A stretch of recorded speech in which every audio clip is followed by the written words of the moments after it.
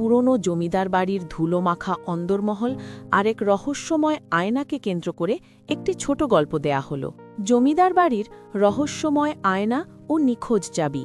নীলমাধবপুরের সেই পুরনো জমিদার বাড়িটা যেন কালের সাক্ষী হয়ে দাঁড়িয়ে আছে।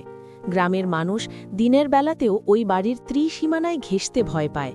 শোনা যায় ওই বাড়ির অন্দরমহলে এমন এক আয়না আছে যা কেবল প্রতিফলন দেখায় না, লুকিয়ে রাখে অতীতের কোনো অন্ধকার রহস্য।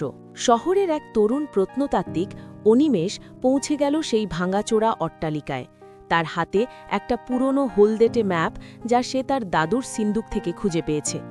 ম্যাপ অনুযায়ী এই বাড়ির গর্ভগৃহে কোনো এক গোপন কুঠুরিতে লুকিয়ে আছে জমিদারদের আদি সম্পদ। কিন্তু সেই কুঠুরি খোলার একটাই চাবি, যা আজ প্রায় 1 শতাব্দী ধরে নিখোঁজ। রহস্যময় আয়নার মুখোমুখি বাড়ির ভেতরে ঢুকতেই অনিমেষের নাকে এলো স্যাঁতসেঁতে পুরনো গন্ধ। ঘুরতে ঘুরতে সে পৌঁছল দোতলার এক অন্ধকার ঘরে। ঘরের ঠিক মাঝখানে বিশাল এক কারুকার্য করা সেগুন কাঠের আয়না। আয়নাটা অদ্ভুতভাবে পরিষ্কার, যেন কেউ এক্ষুনি মুছে রেখে গেছে। অনিমেষ আয়নার সামনে দাঁড়াতেই তার বুকটা ধক করে উঠল। আয়নায় তার নিজের প্রতিচ্ছবি ধোঁয়াটে, কিন্তু তার ঠিক পেছনে দাঁড়িয়ে আছে এক ছায়া মূর্তি। চমকে পেছনে ফিরল অনিমেষ, কিন্তু সেখানে কেউ নেই।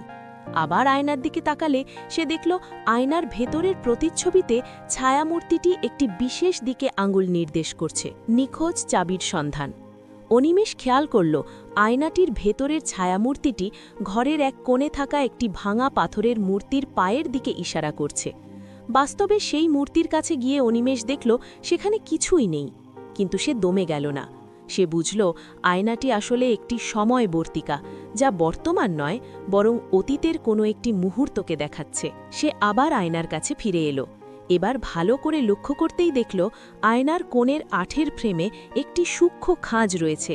সে তার পকেট থেকে একটা ছোট্ট কম্পাস বের করে সেই খাঁজে চাপ দিতেই শব্দ করে আয়নার কাঁচটা সরে গেল। পেছনে বেরিয়ে এলো একটি ছোট্ট গোপন খোপ। সেই খোপের ভেতরে মখমলের কাপড়ে মোড়া ছিল সেই ঐতিহাসিক সোনার চাবি। চাবিটি হাতে নিতেই সারা ঘর যেন এক অদ্ভুত শীতলতায় ভরে গেল। শেষ পরিণতি। চাবিটি খুঁজে পেলেও অনিমেষ অনুভব করল জমিদার বাড়ির রহস্য কেবল সম্পদের নয়। আয়নার সেই ছায়ামূর্তিটি যেন তৃপ্তির এক দীর্ঘশ্বাস ফেলে মিলিয়ে গেল। অনিমেষ বুঝল এই চাবি শুধু সন্দক খোলার জন্য নয়, বরং এক অতৃপ্ত আত্মার মুক্তি আর জমিদার বাড়ির বন্দিত সত্যকে সামনে আনার একমাত্র মাধ্যম। সেদিন সন্ধ্যায় জমিদারের ডায়েরি আর সেই চাবি নিয়ে যখন অনিমেষ বাড়ি থেকে বেরোচ্ছিল, তখন তার মনে হলো আয়নার রহস্য হয়তো মিটেছে, কিন্তু ইতিহাসের পরতে পরতে এমন আরও অনেক চাবি আজও নিখোঁজ হয়ে আছে।